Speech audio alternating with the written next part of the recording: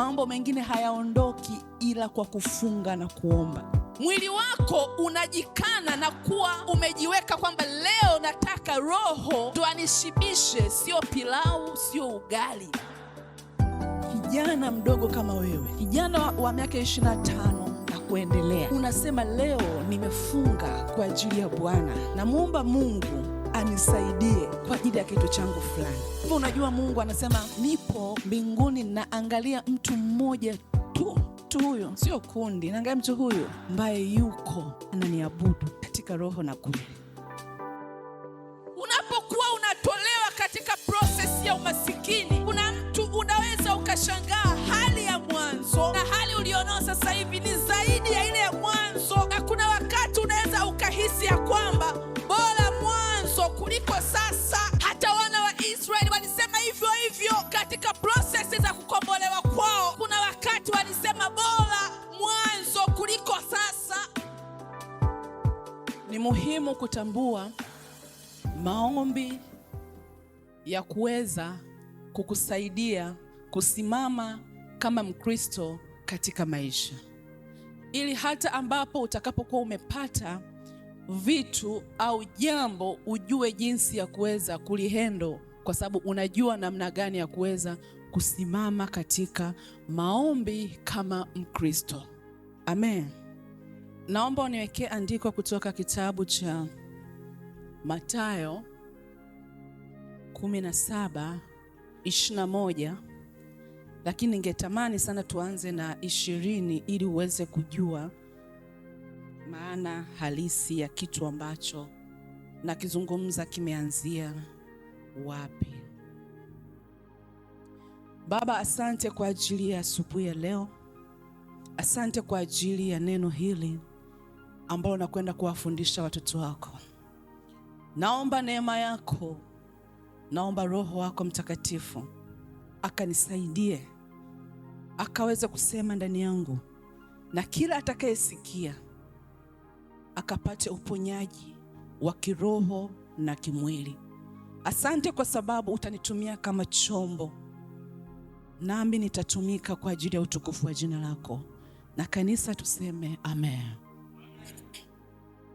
Inasema hivi: Yesu akawaambia, kwa sababu ya upungufu wa imani yenu, kwa maana amini nawaambia, mkiwa na imani kiasi cha punje ya haradali, mtauambia mlima huu, ondoka hapa uende kule, nao utaondoka, wala halitakuwako neno lisilowezekana kwenu. 21 inasema, lakini namna hii haitoki ila kwa kusali na kufunga. Kwenye mstari wa 20 tunaona tunazungumziwa juu ya nini? Juu ya imani. Imani inayozungumziwa hapa sio ile ambayo unaihisi wewe kwamba wenye imani peke yao ni wale wachungaji wakubwa au watu ambao wanaaminika kwamba ni watu walio rohoni zaidi, au ambao unaamini wewe kwamba ni watu ndio wanaostahili kuwa na imani, na wewe ukajiweka kwenye udogo kwamba hauna imani au huna hadhi ya kuwa mmoja wao ya watu wanaoitwa wenye imani. Lakini maandiko hapa yanatuonyesha imani inayozungumziwa hapa. Anasema mngekuwa na imani hata ndogo sana. Ndogo sana ina maana kwamba ni mtu yeyote unaweza kuwa na imani japo hata kidogo sana, lakini ukaamini ya kwamba Jumapili ya leo nimefika kanisani, akasimama mama IPM akatufundisha au akaomba. Katika kuomba kwake alisema nimefunguliwa katika biashara, nimefunguliwa katika ndoa. Na wakati naomba pointi vitu vingi ambavyo kila mmoja anajua yupo kwenye kipengele gani cha maisha. Kila mtu ana kipengele chake katika maisha. Kipengele nilichonacho mimi si kipengele alichonacho Lea, si kipengele alichonacho baba. So unapogusa katika kuomba kila engo, wewe ambapo unasikia kwamba alichokigusa ni kipengele changu, imani unaoiweka ndani ya kwamba alichokisema, nimeamini leo ya kwamba mimi kuanzia leo sito struggle tena, mambo yangu yatafanikiwa. Anasema hakuna kitakachoshindikana kwenu. Imani ndogo ulionayo inaweza kuhamisha milima, ukauambia mlima ule. Mlima maana yake kwa watu ambao wametoka Mwanza, au kama wamewahi kwenda Mwanza, ushawahi kuona ile milima mikubwa, miamba yale mamawe? Ushawaiona? So anasema Mungu, imani, if you have faith, if you have faith, unaweza uambie mlima ule, toka hapo na ukakae pale. Sikwambii uende Mwanza au Kilimanjaro ukauambie mlima ng'oka na uondoke, ila nakwambia kwamba hivi, mimi nasimama nasema, huu maskini ambao upo katika nyumba yangu, na kuamuru maskini, ondoka ndani ya nyumba yangu.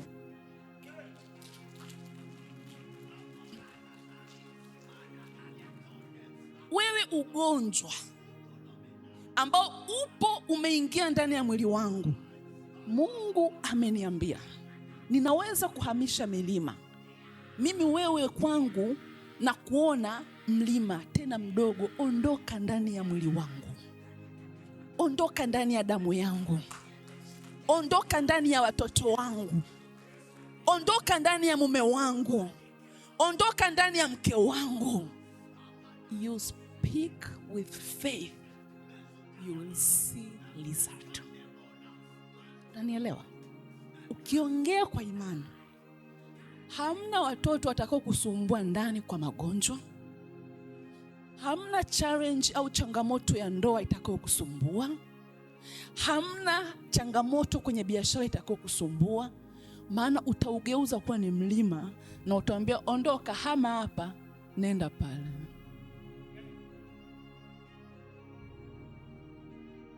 Hakuna jambo litakaloshindikana kwenu. Wewe ni kipi kinachokushinda? Tunakuja kupata pointi zaidi. Mstari wa 22, 21, right? Anasemaje? Namna hii haitoki ila kwa kusali na kufunga. Kwa nini imezungumziwa maombi ya mfungo? Kwa nini tunazungumzia maombi ya mfungo?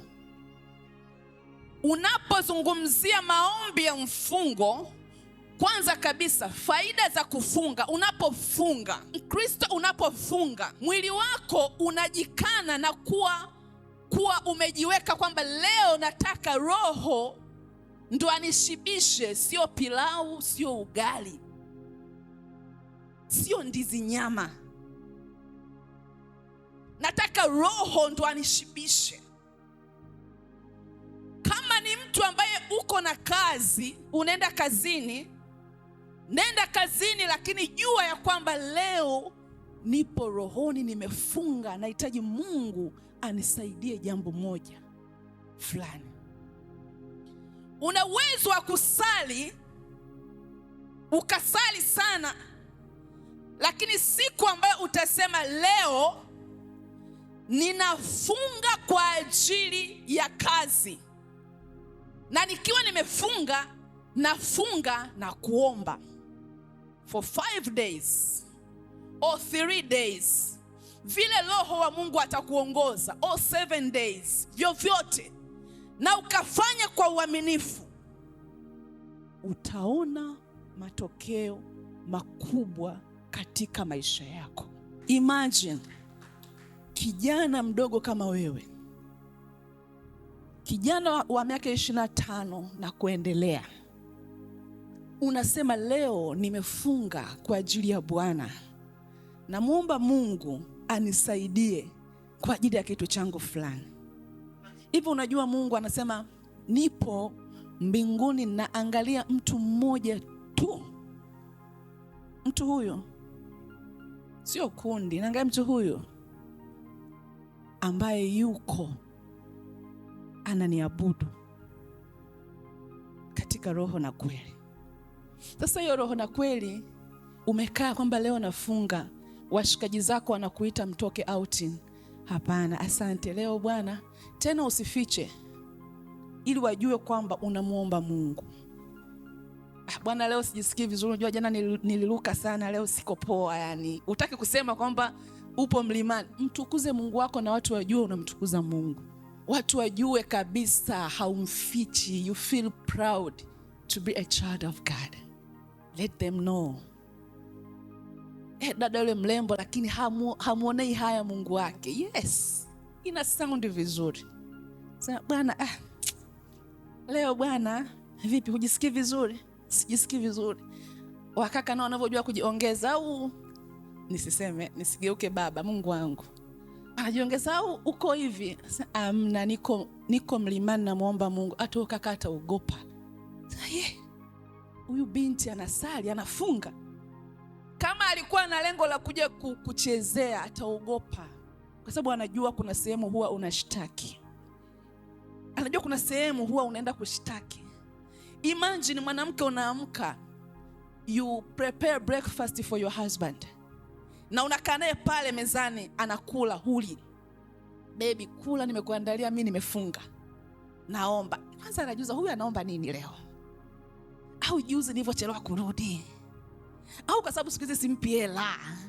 Au kwa sababu sijamnunulia mafuta siku nyingi? Yani ataanza kujiuliza na automatically ataingiwa na hofu kwamba ameoa a player warrior. Ameoa mwanamke muombaji.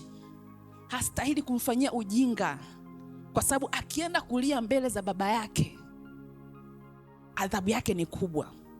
Kuna wanaume wanaamini 100% wanawake zao wakipiga goti mambo yao hayaendi. Na huwa wanaogopa sana kufanya vitu vya ajabu ili wake zao wasijue, ili wasije wakaenda wakaomba. Na sio kwamba ni kitu cha kubahatisha, ni vitu vya uhalisia. Kwa sababu hata maandiko yamesema wanaume waishi na wanawake kwa akili, ili maombi yao yasije yakazuiliwa. Kwa nini? Kwa sababu sio kuishi kwa akili kwako, sio kujipamba tu, jipambe na rohoni. Kuwa na ndani pia kumepambika, ndani pia kupendeze katika kumuomba Mungu, katika kufunga na kuomba. Mambo mengine hayaondoki ila kwa kufunga na kuomba. Kifungo cha kufunguliwa wewe kiuchumi hakiwezi kufunguliwa kama kuna vitu bado hujafunga na kuomba kwa ajili yake. Unakuja kwa baba, unasema mimi nataka nipande kiuchumi. Nataka nipande kiuchumi. Kuna wengine wanasema tunipande kiuchumi lakini hata prayer point hawana. Unaelewa maana ya prayer point? Ndio kuna mtu anakuja, bwana mimi nataka nipate magari 50 huu mwaka. Ukipata moja huwezi kushukuru kwa sababu umesema unataka 50. Lakini ukienda na prayer point yako kwamba Bwana mimi nataka huu mwaka Mungu anifanyie hichi, na ukakiombea hicho kitu na ukakifungia hicho kitu, Mungu anafanyaje? Anakifanya, anakitimiza. Asubuhi ya leo niko kukwambia kwamba jifunze kuweka katika mwezi mzima, at least usiache wiki nzima ikapita bila kufunga na kuomba. Maisha ya Mkristo yamekaa katika maombi. Usiende kuomba kwa sababu tu ya changamoto. Usiende kuomba kwa sababu tu ya jambo fulani. Siku nyingine tu funga, Baba naomba unikuze kiroho. Nikuze kiroho, kuza imani yangu. Wanafunzi wa Yesu walimwambia Yesu, Baba tuongezee nini? Imagine, tuongezee imani. Wanatamani wawe zaidi ya pale walipokuwa. Walitamani wawe zaidi. So wewe usiishi kawaida. Usiishi kuzoea hali ya maisha yako. Kuwa mwanaume wa maombi. Imagine wewe ni baba, wewe ni kijana unaomba, inapendeza. Hata watoto wako hawawezi kutoka nyumbani bila kufanya hivyo, kwa sababu wanajua baba anafanyaga pia. Mama unafanya hivyo, unaomba, unafunga. Watoto wako watazoea, watayafanya ni maisha yao. Ndo hapo unatengeneza muombaji, mwanafunzi muombaji. Hata shuleni wanamtegemea. Pepo likidondoka huko, akidondoka mwanafunzi anaenda kuitwa mwanao, muiteni fulani anajua kuomba. Inapendeza. Muiteni mtoto wa fulani, yule bwana ni anaomba. Na akifika kweli pepo ananyamaza. Hata kama kuna kitu kibaya kitaletwa shule, mwanao atakuwa wa kwanza kuokoa wengine, kwa sababu ya foundation ambayo unayo katika nyumba yako. Kwa kabla ya kukimbilia kupanda, kabla ya kukimbilia kukua kiuchumi, tamani sana moyo wako uwe sawa. Mungu atakupa vyote. Anasema yote, hakuna litakaloshindikana kwenu hata moja. Imani yako. Imani yako na namna vile umemweka Mungu mbele kuliko kitu chochote. Amen. Amen. Tunaendelea kupata maandiko ya imani. Hebu nisomee Marko 9:22. Inasema, ndio, mara nyingi amemtupa katika moto na katika maji amwangamize. Lakini ukiweza neno lolote utuhurumie na kutusaidia. Yesu akamwambia, ukiweza yote yawezekana kwake aaminie. Mara babaye yule kijana akapaza sauti akasema, naamini, nisaidie kutokuamini kwangu. Naye Yesu akiona ya kuwa mkutano unakusanyika mbio, akamkemea yule pepo mchafu, akamwambia, ewe pepo bubu na kiziwi, mimi na kuamuru mtoke huyu, wala usimwingie tena. Akalia, akamtia kifafa sana. Mstari wa 26, hebu isome kwa panchi watu waelewe hii maana ambayo nataka nielezee hapa. Inasema hivi. Ndio. Akalia, akamtia kifafa sana. Akalia, akamtia kifafa sana. Yes. Akamtoka. Naye akawa kama amekufa. Hata wengi wakasema amekufa. Asante. Makofi kwa ajili ya neno hili. Hapa tunaona mtoto ambaye alikuwa ana nini? Ana kifafa ambacho kimemtesa miaka mingi. Lakini bado tunakuja kuzungumzia kwenye swala la imani. Imani hii ikamsaidia yule baba, japo nilikwambia imani hata kidogo kwa Mungu ina maana. Na yule baba akasema, nisaidie kwa kutokuamini kwangu, lakini naamini, naomba tu unisaidie kumponya huyu mtoto.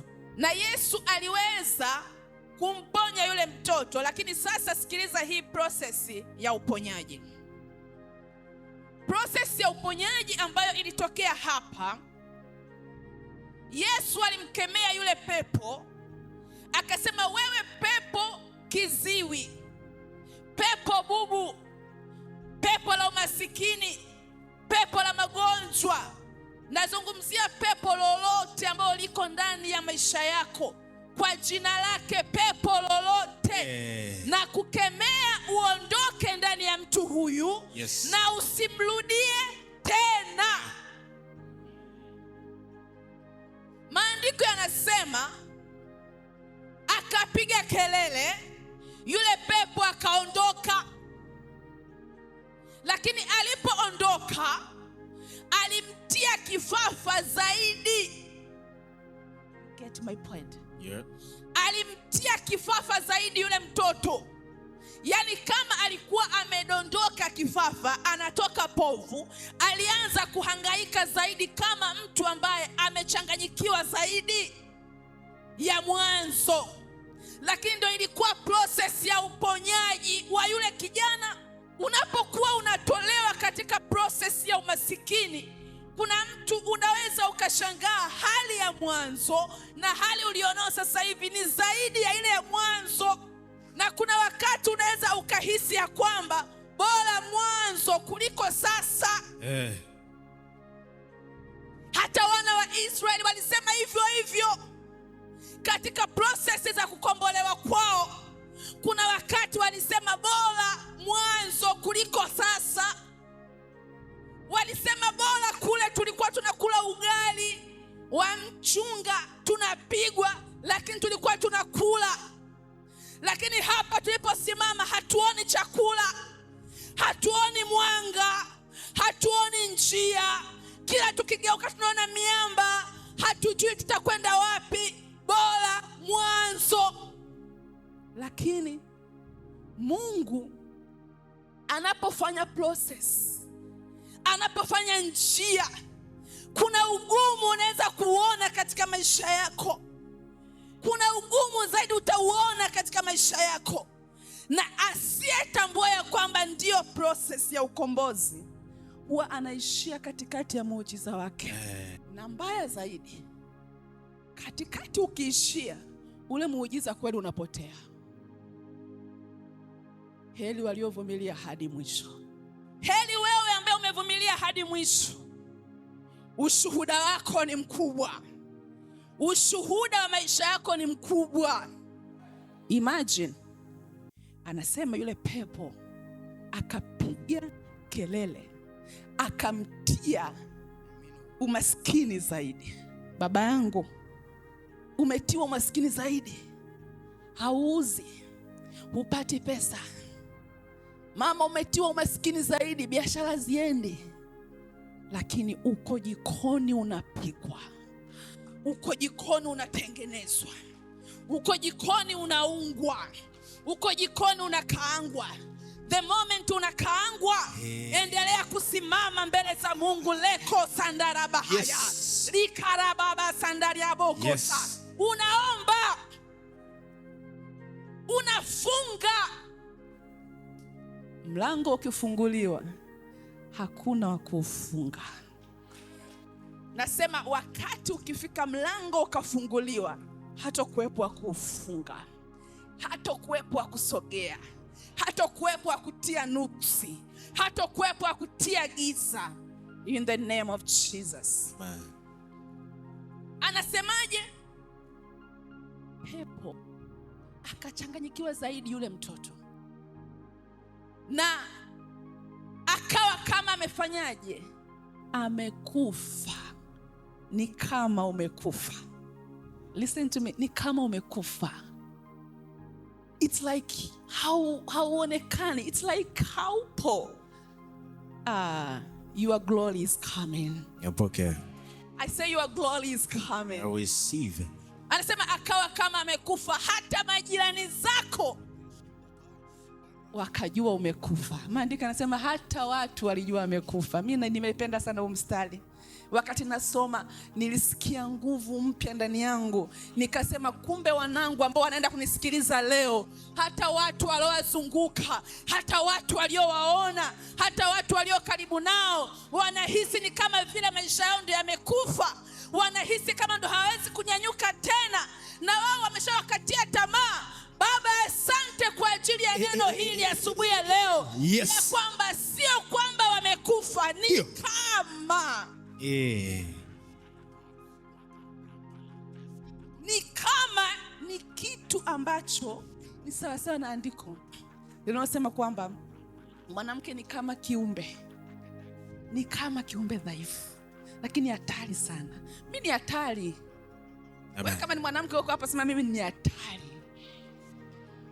Hata wakituangalia vibaya wa baba hatujali, sisi ni hatari. Tena bora nyinyi huko hamuwaoni, mimi wananikodolea lakini I don't care. Sisi ni hatari. So watu wakasema ni kama vile amekufa. Lakini baada ya hapo aliinuka, akawa mzima. Mtoto aliyeteseka na mapepo kwa miaka mingi, pepo mbalimbali zilizokuwa ndani yake, akainuka katika hali ya kufa, akasimama katika hali ya kufa na kutamkia katika jina la Yesu Kristo. Yes. Ninatamka katika jina la Yesu Kristo. Yes. Hali yoyote ambao ulikuwa kama umekufa, utakwenda kusimama kwa ushindi in the name of Jesus. Napokea. Utakwenda kusimama kwa ushindi in the name of Jesus. Napokea. Na kuona kwenye biashara ukisimama kwa ushindi in the name of Jesus. Napokea. Na kuona kwenye nyumba yako ukisimama kwa ushindi in the name of Jesus. Napokea. Na kuona kwenye afya yako ukisimama kwa ushindi in the name of Jesus. Napokea. Na kuona kwenye kila jambo ukisimama kwa ushindi in the name of Jesus. Napokea. Yes. Hautokufa. Napokea. Hautokufa. Napokea. Hautokufa. Napokea. Nasema hivi, kama waliandaa na shimo, kama waliandaa kaburi, kama waliandaa namna ya kukufukia, kijana bado una maisha marefu sana. Napokea. Nasema mama, bado una maisha marefu sana. Napokea. Baba, bado una maisha marefu sana. Napokea. Ona bado hata your dream car hujaliendesha. Yes. Bado nyumba yako nzuri hujakaa. Yes. Bado hujaenda nchi ulizotamani kwenda. Napokea. Bwana ataenda kukupeleka kila sehemu mwaka huu. Kila aliyekukatia tamaa, kila aliyekukatia tamaa, watasimama wakishangilia pamoja na wewe. Napokea. Watasimama wakishangilia pamoja na wewe. Napokea. Watakuja watasema, hebu tuelekeze, how did you make it? How? Yes. How did you make it? Waambie, there is a woman of God. Yes. Alinifundisha hata nikiwa kwenye changamoto nisiache kufunga na kuomba. Oh yeah. Nisiache kufunga na kuomba. Oh yes. Hata nikiwa kwenye hali ya kutoona mwanga, aliniambia nisiache kufunga na kuomba. Popote utakapokwenda, usisahau hii Jumapili ya leo tarehe 17. Amen. Usisahau. Glory to God. Ni kama umekufa, ni kama umepoteza fahamu, ni kama chizi, ni baba mtu mzima kabisa, una nguvu zako zote unazo, lakini watu wanavyokuangalia ni kama chizi, kwa sababu hauna maisha, hauna kitu. Mungu wa mbinguni anasema, Yesu akakemea pepo la ububu, pepo la ukiziwe. Mimi nakemea pepo la umasikini katika maisha yako. Napokea. Nakemea pepo la kuvunja uchumi katika maisha yako. Napokea. Nakemea pepo wa kuharibu vyanzo vyako vya fedha, likuachie na lisikurudie tena. Napokea. Kuna watu mkipata pesa ndo milija ya magonjwa yanafunguka. Kuna watu mkipata pesa ndo matatizo kwenu yanatokea. Hilo pepo haribifu likaondoke na lisikurudie tena. Napokea. In the name of Jesus. Yes. Kuanzia leo wewe baba utashika pesa na zitaendelea kuzaana na kuzaana in the name of Jesus. Napokea. Kuanzia leo wewe mama utashika pesa, zitaendelea kuzaana na kuzaana in the name of Jesus. Napokea. Hapata kuwa na kupoteza katika maisha yako tena. Tenda zitakufuata in the name of Jesus. Napokea. Tenda zitakukimbilia in the name of Jesus. Napokea. Kama vile pesa ilivyonifuata huko madhabahuni, pesa zitakufuata na wewe. Napokea. Tenda zitakufuata na wewe. Napokea. Pesa zitatembea na wewe. Napokea. Pokea kibali in the name of Jesus. Napokea. Yes. Imagine tunazungumza, hela inakuja inatoka kule inanifuata. Wateja wanashindaje kutoka mbali wakafuata duka lako? Umeona mwingine huyo amekuja, wakaje na kwako. Thank you son. Wakaje in the name of Jesus. Napokea. Napokea. Thank you so much. Wakaje kwenye biashara yako, wakaje. Napokea. Cheo kikakufuate. Napokea. Kibali kikakufuate in the name of Jesus. Acha kibali kikufuate in the name of Jesus. Napokea. Watu kutoka mbali wakaje. Napokea. Sikia nikwambie. Thank you. Thank you so much. Thank you so much. Thank you so much mama. Malikia. Queen of Sheba. God bless you my daughter. Queen of Sheba. Wakati anaenda kwa mfalme Suleiman, Mungu akakuletea watu wakufuate. Wengi wazuri wakuletee fedha na vitu vya thamani. Napokea. Alipokuwa anaenda kwa mfalme Suleiman, before hajaenda, alikaa akajiuliza, yule mtu ni mwingieje? Akasema hapa, ngoja niandae vitu vya thamani, vitu vizuri, ili niende navyo, anipokee navyo. Hakwenda mikono mitupu. Kuanzia leo watu hawatakuja kwako watu wa hasara. Napokea. Hawatakuja kwako watu wa hasara. Napokea. Watakuja kwako watu sio tu wenye vitu mkononi. Some of them watakuja na ideas zitakazo kuinua. Napokea. Some of them watakuja watakupa njia za wewe kupita na kwenda kufanikiwa. Napokea. Some of them watakuja watakupa vitu vya thamani vitakavyo kuboost kwenye zile njia ulizoonyeshwa. Napokea. Some of them watakuja watakwambia hapo unapofanya, yani neno tu, hapo unapofanya, hebu badilisha, fanya hapa na utamuona Mungu. Kuanzia baada ya kutoka ibada hii ya leo, na kuhakikishia Mungu utamuona mzima mzima. Utamuona Mungu mzima mzima. Anasema tangu udogo wangu mpaka hapa nafika. Hata mimi Lili nasema tangu udogo mpaka hapa Mungu aliponipa neema, sijamuona mwenye haki wa Mungu akaachwa akiombaomba, akaachwa akidhalilika, akaachwa akihangaika, akaachwa watoto wake wakiomba vibagia barabarani. Mungu hajasema hivyo. Hajasema hivyo. Amesema atakubariki wewe na uzao wako. Atakubariki wewe na watoto wako. Atakubariki wewe na nyumba yako. Atabariki wewe na generation yako yote. Ili wasikuchoshe kukuomba kila siku, atawabariki na wao. Atabariki na wao ili uweze kusimama na wewe una vyako na wao wana vyao. Pokea kwa ajili yao, pokea na kwa ajili yako. Napokea. In the name of Jesus. Napokea. Point namba 1, andika umuhimu wa maombi au faida ya maombi ya kufunga. Mungu anakusaidia mikono yako kurefuka kupokea kwa haraka. Yaani kama ulikuwa huwezi kupokea kitu, Mungu anakusaidia unapokea kwa haraka. Amen.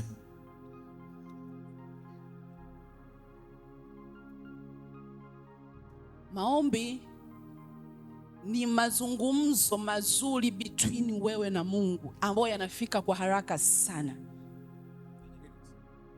Mungu anasikia kwa haraka sana unapokuwa umefunga na kuomba.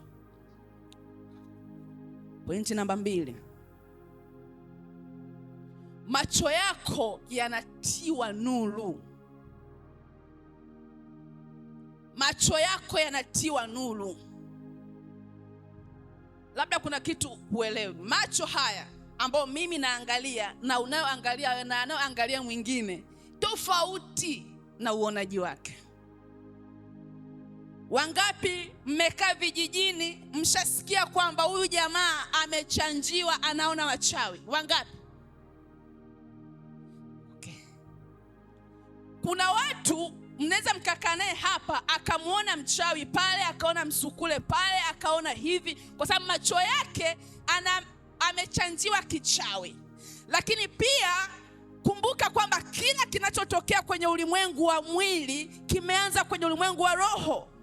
Kila ambacho shetani anakifanya amekikopi kwa Mungu. Kwa sababu kuna watoto wa Mungu ambao macho yao yametiwa nuru, yanaona tofauti na vile tunaona sisi, tofauti na vile unaona wewe. Ndio maana unaweza kutembea ukashangaa mwenzio akaona kitu na akakwambia ukashangaa, maana macho yake yametiwa nuru. Kuanzia leo, baada ya kuanza hizi system, Mungu atatia nuru macho yako. Mungu atatia nuru macho yako. Napokea. Utaona mchawi anakuja kwako na utamkemea kwa jina la Yesu, sogea. Napokea. Utaona vitu vyote vilivyowekwa vibaya ndani ya nyumba yako utavitoa. Kwenye biashara yako utaona kila ambacho hakiko sawa, utaona. Nguvu ya kuomba, maombi ya mfungo, Mungu anatia nuru macho yako. Hautakaa kizembe. Alisema hivi, kipofu hawezi muongoza kipofu mwenzie. Kwa nini Yesu aliwaambia wale wazee au wale watu kwamba kipofu hawezi muongoza kipofu mwenzie? Na watu wana macho, wanaona vizuri, na watu wanaona, wanatembea, hawana hata fimbo. Ni kwa sababu macho yao hayakuwa yametiwa nuru. Kwa wewe kuanzia leo hautotembea kama kipofu. Amen. Hautotembea kama kipofu. Amen. Utatembea, utakuwa unaona fursa, unasema pale pananifaa pale. Hapo pokea. Utatembea, utasema pale naingia, mbona panaingilika pale. Pokea. Unajua macho yana tabia ya kuweka uoga. Yaani kama macho yako hayana nuru ya Mungu, yanakupa uoga. Yaani kuna sehemu utaangalia, utasema pale wanaingia matajiri, sistahili. Macho yenye nuru yanasema, amesema nitaketishwa pamoja na wakuu, naingia pale pale.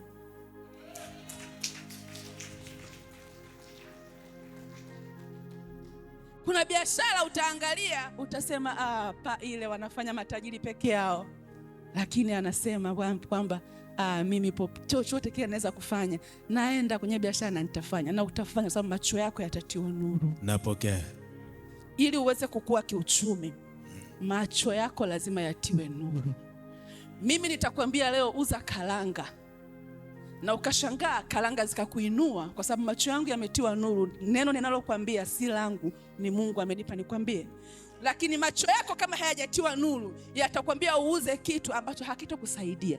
So from today, Mungu atatia nuru machoni mwako kijana. Utaona fursa nzuri za kufanya. Napokea. Zitakazo kutoa kiuchumi na utapanda. Napokea. Hautafanya kitu kwa akili yako mwenyewe, nuru ya macho itakuongoza. Napokea. Receive in the name of Jesus. I receive. Point namba 3. Maombi ya mfungo ya kufunga na kuomba yanakusaidia mwili wako kutiishwa. Mwili kuimarishwa katika staili ya kufunga na kuomba, unaimarishwa. Kuna watu miili yao inaimarishwa kwenye ulevi. Yaani ukimcheki hivi jamaa unajua huyu ni ulevi umemuimarisha, yaani amezidiwa na ulevi. Kuna mtu ukimwangalia unajua huyu kazidiwa na madawa ya kulevya, kaimarishwa na hicho. Lakini sasa tunapokuja kwenye swala la kufunga na kuomba, mwili ukaimarishwa katika msingi huo, unakuwa ni mwili ambao badala ya kuakti nje kwamba wewe ni mtu mzuri, kwamba wewe ni mwema, kwamba wewe ni mtoto wa Mungu, kuimarishwa kwako kunakuwa automatically kutoka ndani, ndo maisha yako halisia, sio ya kuigiza. Yani you are a child of God, lakini ambaye kweli ni mtoto wa Mungu. Lakini sio ile kwamba ni mtoto wa Mungu wa kuigiza. Jumapili wewe mama ndo umevaa kitu kinachokustiri. Tukikutana huko, asante Yesu. Hivi mimi siamini kwamba Kwa mfano kwa upande wetu sisi watoto wa kike, siamini kwamba kujiweka wazi ndio kitu pekee kinaweza kutufanya sisi tuwe wazuri. I don't believe that.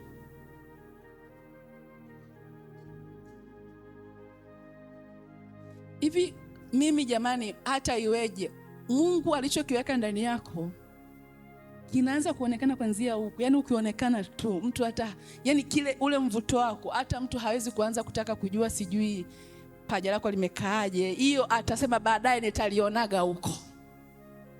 Lakini hichi ambacho tunakitaka kionekane kwa nje kwa haraka haraka, ndo wengi kimetupa hasara. Kwa mwili wako kutiishwa, unakuwa na hofu ya Mungu automatically kabla ya mchungaji kukwambia kwamba hichi sio sawa. Mwili wako kutiishwa automatically, you feel guilty kufanya vitu kabla ya mama IPM haja kuona.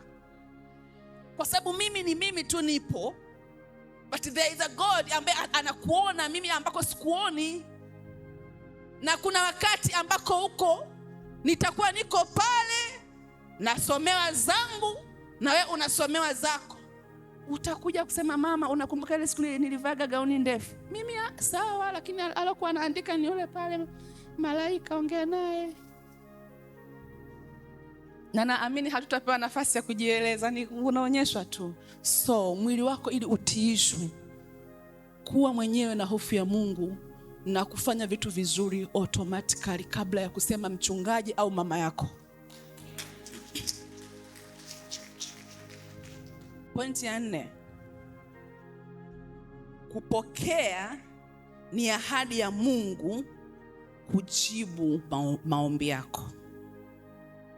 Unapofunga na kuomba, kupokea kile unachokifungia na kuomba ni ahadi ya Mungu kujibu maombi yako. Andika hapo Yeremia 29:13. Inasema, ndio, nanyi mtanitafuta na kuniona mtakapo nitafuta kwa moyo wenu wote. Inasemaje? Inasema kwamba nanyi mtanitafuta na kuniona, nanyi mtanitafuta na kuniona mtakapo nitafuta kwa moyo wenu wote. Mtakapo nitafuta kwa moyo wenu wote. Kwa hiyo kuna ile, ndio ile nimesema kwamba fanya kitu kutoka rohoni ukiamini kwamba ni kwa ajili ya Mungu. Na hapa ni kwamba unafunga na kuomba, unamtafuta Mungu kwa moyo wako wote. Umeacha kula pilau, umeacha kula vitu vizuri, unamtafuta Mungu kwa moyo wako, nawe utamuona. Ndio ile namba 4 kwamba atakujibu maombi yako. Maana ya kukuona ni kwamba ameona ambacho unakitafuta. Pili, amesikia ambacho unakitaka na atakujibu na kukupatia. So from today, amini ya kwamba Mungu ninapomtafuta anasikia, anaona, atanijibu. Ukija kwenye Mathayo 7:7 nayo hiyo anasema ombeni nanyi mtapewa, tafuteni, bisheni. Lazima utembee ukielewa pia maandiko, ukielewa namna ya maneno yanavyosema, ili uweze kuwa una player point zako unapoomba. Baba, uliniambia nikikuomba chochote utanipa. Baba, ulisema nikuite nawe utaitika. Baba, nakuita niko chumbani kwangu, nakuita juu ya kazi, nakuita juu ya biashara, nakuita juu ya ndoa yangu, nakuita juu ya wanangu hawaeleweki. Baba, nakuita, ulisema nikuite nawe utaitika. Baba, nakuita leo, cheki biashara yangu haiendi, cheki kazi zangu zimekwama, nakuita leo. Ataitika, atakujibu na atakupatia hitaji la moyo wako. Glory to God. Point number 5 anasema hivi, utamruhusu Roho Mtakatifu kukutumia.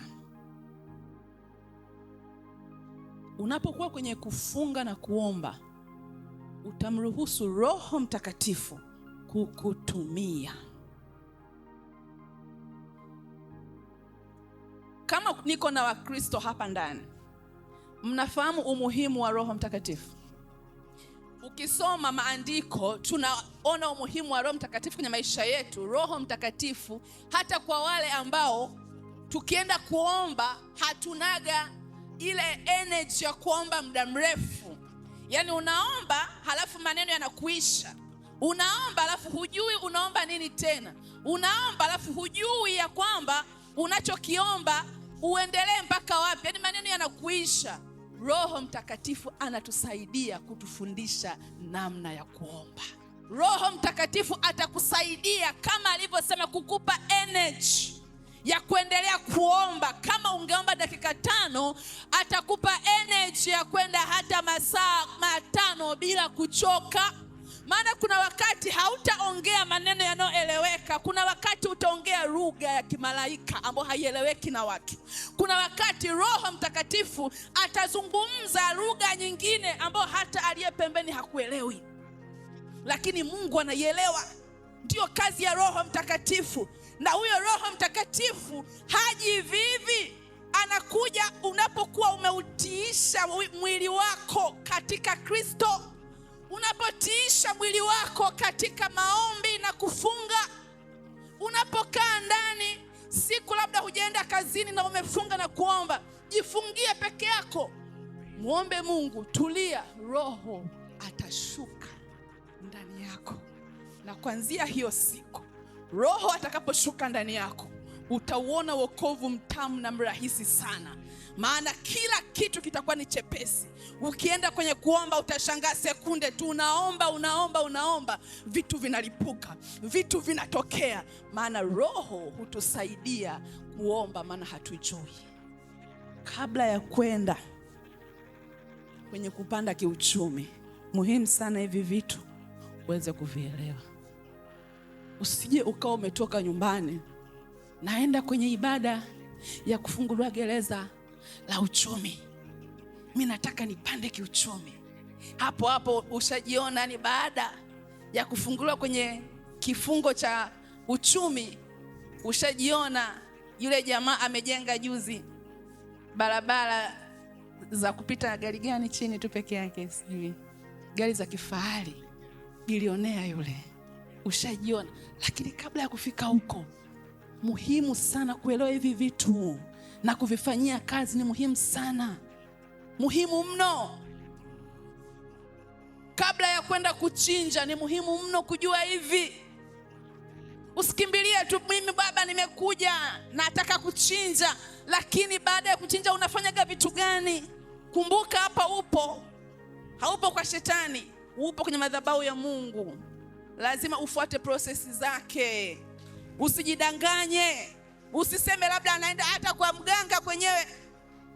Yani lazima kuna prosesi zake pia, lakini hapa tuko kwa Mungu. Fuata prosesi za kimungu, ndio utamwona Mungu anafanya kwenye maisha yako. Utamwona Mungu akikutetea kwenye maisha yako. Ukija ukajiwekea tu, mimi nilichinja nasubiri miezi, katuambia miezi 3, itafika 3, 6, 9 na hamna kitu, utaona. Lakini umefanya, lakini na process zingine unafanya, na umekuwa ni mtu wa prayer and fasting. You will see God moja kwa moja kwenye maisha yako. Point namba 6 ambayo ndio ya mwisho, utakuwa na nguvu za Mungu. Kama wewe ni mtu wa prayer and fasting, utakuwa na nguvu za Mungu. Kama unasikiaga kuna watu wana nguvu za kichawi na hawachezewi, hawaguswi, the same, utakuwa na nguvu za Mungu. Hutochezewa wala hutoguswa. Utakuwa na kinga moja kwa moja kutoka kwa Mungu. Achana na chale, kinga moja kwa moja ya kimungu. Sawa? Amen. Mungu wa mbinguni akubariki sana. Naamini kuna kitu umejifunza kwa neno letu la leo, na Mungu atakwenda kukutendea makubwa sana. Amen. Amen.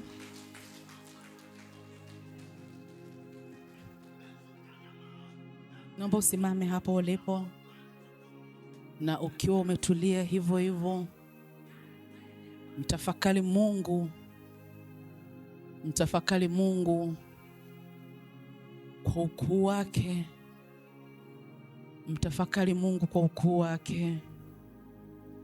Tafakari vile Mungu anakwenda kutenda vitu vikubwa kwenye maisha yako.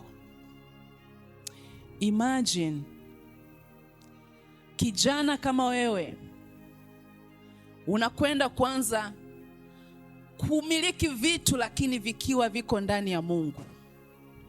Baba kama wewe unakwenda kufanya vitu lakini vikiwa ndani ya Mungu.